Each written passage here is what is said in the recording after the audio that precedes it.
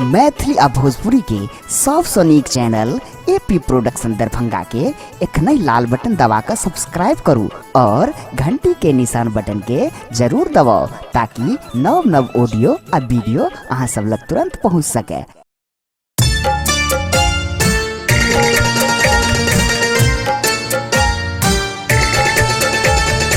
एखन अपने सब सुन रहल छी एपी प्रोडक्शन के प्रस्तुति। बिसर को न गेलऊं भैया हमारा यो, बिसर को न गेलऊं भैया हमारा यो, अयलऊं ने राखी में बहिनी के घर यो, अयलऊं ने राखी में बहिनी के घर यो, बिसर को न गेलऊं भैया हमारा यो, बिसर को न गेलऊं भैया हमारा यो, अयलऊं ने राखी में बहिनी के घर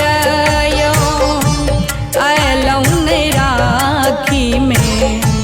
बहिनी के घर यो।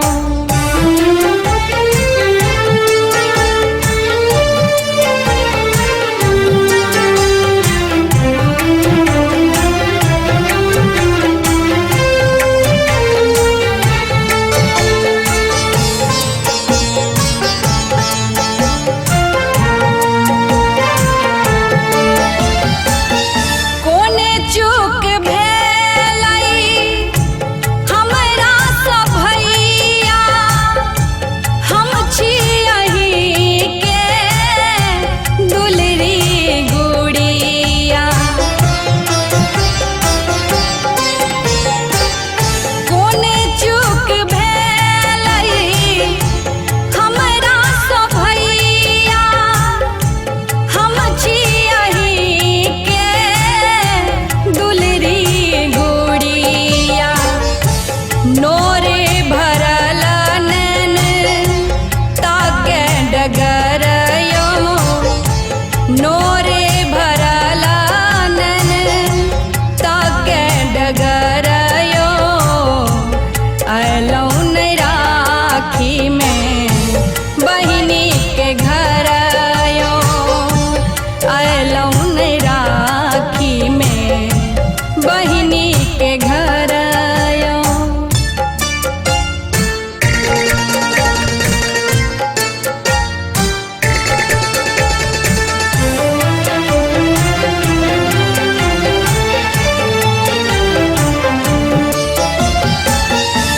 आस भरला मना निराश भ गेलई, राखी कुमा कुमा किनल रहि गेलई,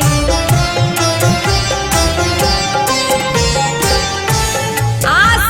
भरला मना निराश भ गेलई, राखी कुमकुमा किनल रहि गेलई, छी हम सहोदरा मोनो नहीं पड़ल यो, छी हम सहोदरा मोनो नहीं पड़ल यो, अयलऊं ने राखी में बहिनी के घर यो, अयलऊं ने राखी में बहिनी के घर यो।